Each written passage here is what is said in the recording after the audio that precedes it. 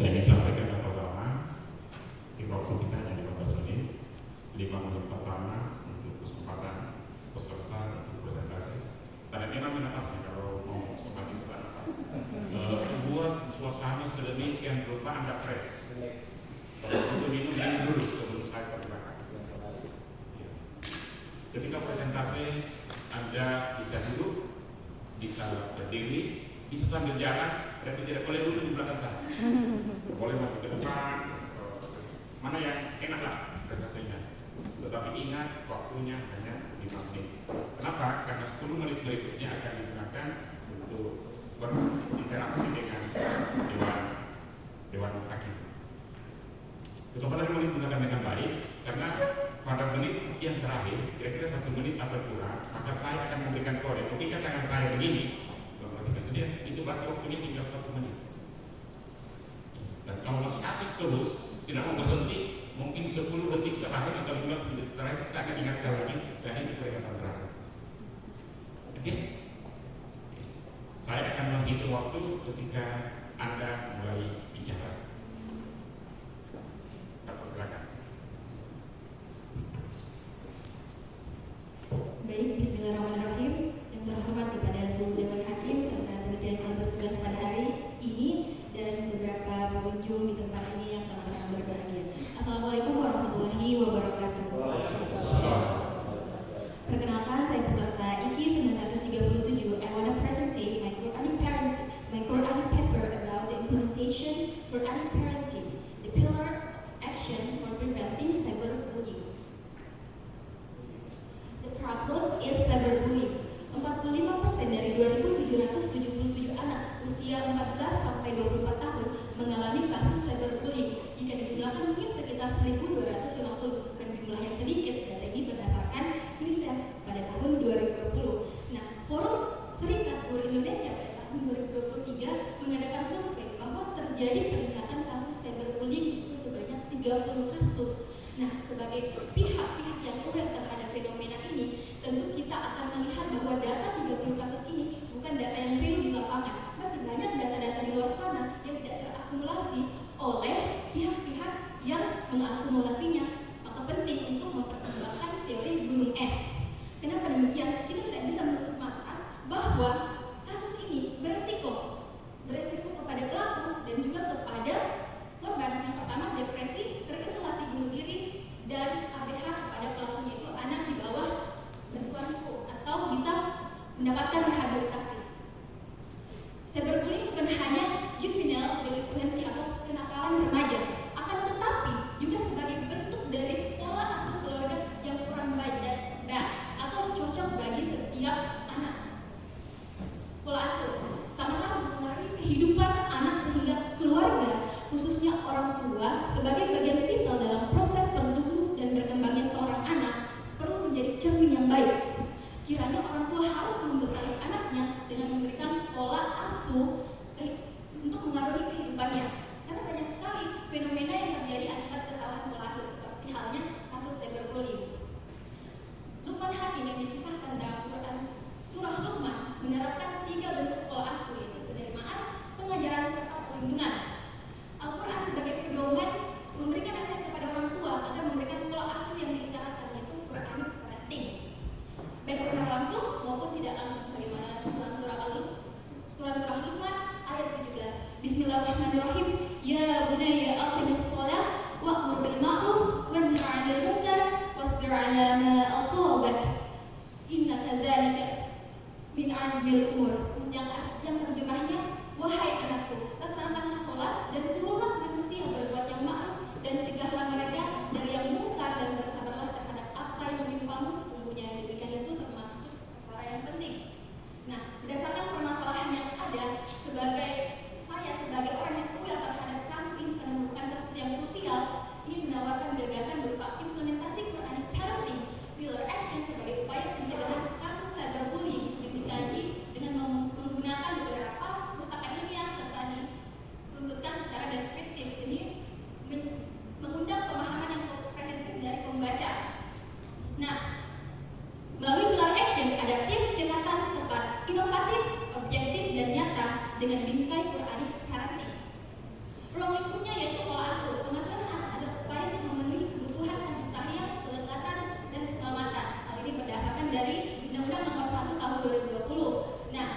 ketiga, memberikan pendidikan agama Islam dan pelajaran yang baik sebagaimana dalam Quran surah Al-Luqman ayat 13. Yang kedua, mencontoh teladan yang baik sebagaimana dalam Quran surah Al-Ahzab ayat 21 dan memberikan kasih sayang dan tidak mudah memarahi anak bagaimana dalam Quran surah At-Takabur ayat 14.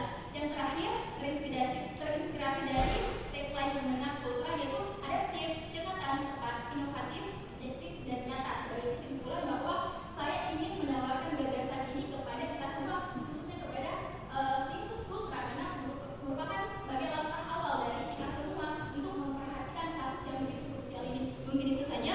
Wassalamualaikum warahmatullahi wabarakatuh.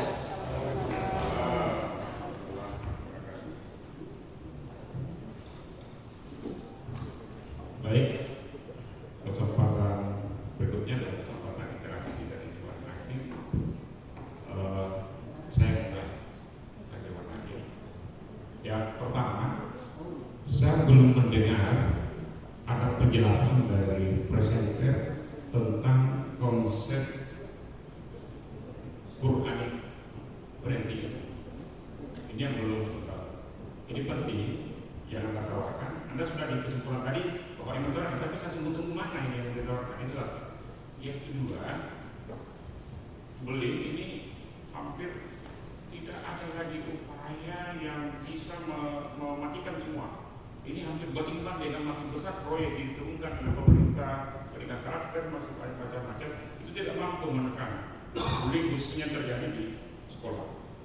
Banyak proyek-proyek dengan karakter, walaupun ini tidak berhubungan langsung, tapi ini saya katakan bahwa proyek yang dilakukan pemerintah berkaitan dengan pembentukan karakter itu justru berbanding lurus dengan peningkatan bullying, baik yang terjadi di sekolah maupun di luar sekolah. Tapi pelakunya adalah anak-anak usia sekolah. Karena itu maka menarik. Tetapi saya belum mendengar tawaran ini apa sesungguhnya yang dimaksud oleh presenter dengan Quranic parenting sebagai sebuah tawaran terhadap bullying. Saya percaya. Baik, terima kasih atas pertanyaan yang diberikan dari Dewan Hakim. Pak, untuk Quranic parenting yang mungkin ditunggu-tunggu jawabannya dari Bapak, yang dimaksudkan dalam gagasan ini Quranic parenting yaitu adalah pandangan-pandangan Al-Quran yang penulis ambil dan berdasarkan data hukum, nilai serta prinsip yang menjadikan pisau penulis untuk perkara cyberbullying ini. Yang pertama di nomor 1 itu memberikan pendidikan agama Islam. Nah di sini sesuai dengan Quran surah Al-Luqman, Pak. Jadi Quranic parenting itu kita menjadikan Al-Quran sebagai landasannya kita, Pak. Dan ke dalam hukumnya, prinsipnya, seperti yang nomor 1 itu memberikan pendidikan agama Islam. Di dalam Quran surah Luqman, di sini Luqman ini memberikan pengajaran kepada anaknya yaitu laksanakanlah sholat. Nah di situ ada isyarat tersirat bahwa pelaksanaan sholat itu merupakan suatu pendidikan agama Islam. Tersirat, Pak. Jadi tidak secara gamblang dijelaskan sama Al-Quran, tapi tersirat. Yang kedua itu mencontoh teladan yang baik atau menjadi cermin terhadap seorang anak sesuai dengan Quran surah Al-Ahzab ayat 21. Dan yang ketiga memberikan kasih sayang dan tidak mudah bersifat kasar atau marah terhadap anak-anak. 3 poin ini dapat membentuk anak itu menjadi pribadi yang jika dimaksimalkan oleh orang tua, anak itu akan mencontoh hal-hal tersebut. Nah, jika misalnya Bapak tadi menyebutkan selama ini kan sudah banyak kasus-kasus yang ternyata pelakunya itu anak-anak sudah diterapkan beberapa upaya dari pemerintah ataupun dari lingkup terkecil yaitu orang tua atau keluarga, tapi masih sama sekali tidak bisa mengurangi hal-hal seperti cyberbullying ini. Nah, yang pertama yang perlu kita ketahui bahwa cyberbullying ini berkaitan dengan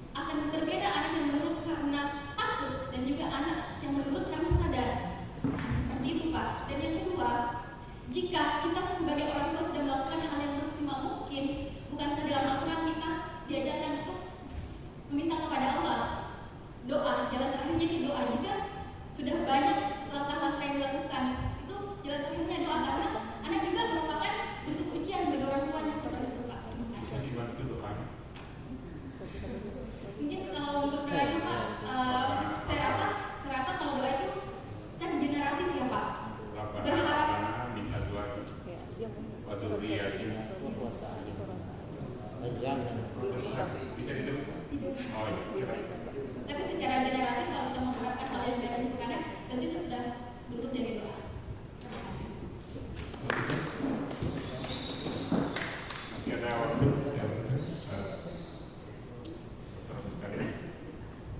Baik, terima kasih.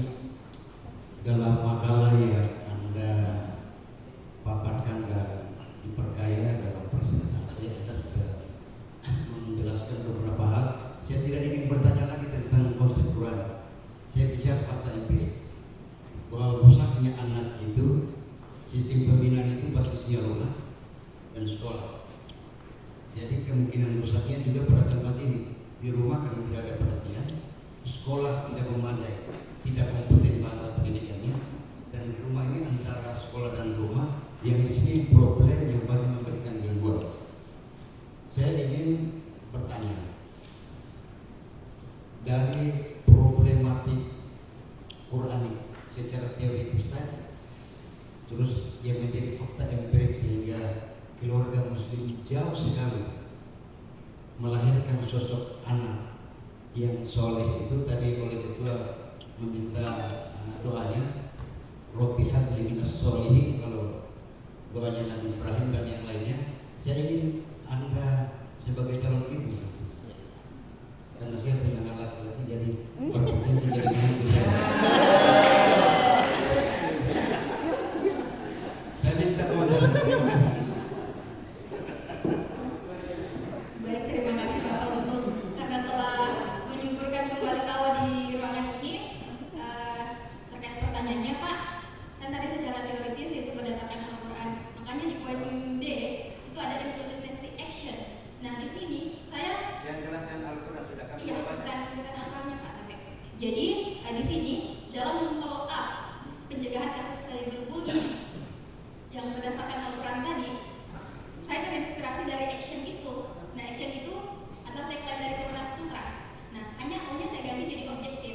Nah, di sini yang ditawarkan dengan memfollow up poin-poin Al-Quran tadi. Yang pertama, jika di sekolah, maka pentingnya kita bersinergi dari setiap pihak. Ya, karena orang tua itu Pak, itu kan umum. Orang tua bisa berupa orang tua secara biologis dan juga orang tua bisa mungkin ibu guru. Nah, seperti itu. Jadi ini untuk kita semua. Orang tua itu misalnya saya punya kakak jauh lebih tua, nah, kakak saya juga berkewajiban untuk memberikan atau menebarkan hal-hal atau upaya-upaya yang membuat saya memiliki karakter atau sifat-sifat yang baik sehingga tidak terkontaminasi dengan fenomena seperti cyberbullying ini. Dan juga Pak saya menawarkan di poin B itu ada sikap-sikap adaptif. Nah di sini bisa berupa dengan perkembangan teknologi atau nanti di pihak sekolah kita mengeluarkan kebijakan berupa zero tolerance atau kebijakan sekolah yang dimana sekolah itu dan stakeholder yang ada di sekolah itu menjadi lebih tegas terhadap kasus cyberbullying ini. Mungkin ada program dukungan secara psikologis karena banyak anak-anak yang terjangkit cyberbullying ini dia merasa malu Pak. Jadi maksudnya dia sudah kena cyberbullying tapi dia sekolah tidak memiliki tempat untuk konsultasi. Jadi itu pentingnya perhatian dari setiap sekolah yang memiliki mungkin ruang konseling seperti BK untuk memfollow up kasus-kasus seperti ini. Jadi ini untuk semua pihak seperti itu. Terima kasih. Baik. Masih ada waktu? Tanya? Ya, Pak Daya, pertanyaan dan jawaban 1 menit.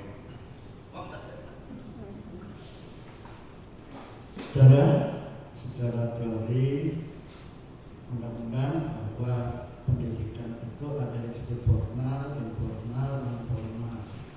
Tetapi Bapak tidak tanya itu, Bapak justru tanya aspek media dalam pendidikan itu seberapa sih menurut pandangan Anda media ini akan mempengaruhi sampai terjadinya cyberbullying dan seterusnya itu. Ya, itu aja dulu. Silakan.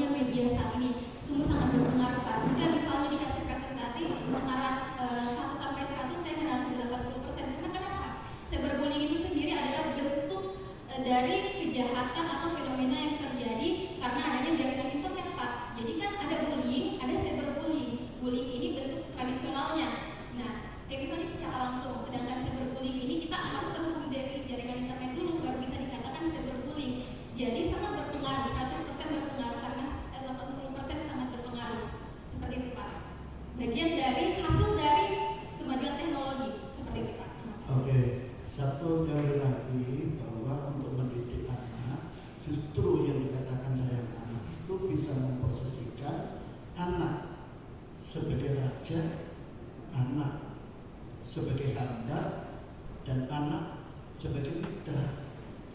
Kapan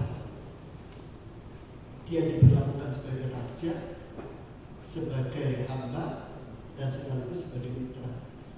Silakan. Baik, terima kasih atas pertanyaannya. Tadi Bapak mempertanyakan kapan anak diperlakukan sebagai raja, mitra, dan sebagai hamba. Saya pikir itu relatif, Pak. Relatif, karena beda orang tua, beda anak, beda pola asuh juga, Pak. Jadi kalau misalnya jika ditanyakan kepada saya nanti misalnya menjadi seorang ibu, pertama kapan saya akan menjadikan mitra saat di waktu-waktu luang saya, karena ada orang tua yang ketika dia diajak berbicara sama anaknya, seolah dia mitra anaknya, tapi dia terdistraksi karena ada pekerjaan lain yang dikerjakan. Mungkin kita sering melihat anak-anak, misalnya orang tuanya sedang bekerja atau memasak, tapi anak-anak kecilnya itu meminta sesuatu. Cukup waktu yang diberikan hanya 1,5 menit. Terima kasih, Pak. Oke,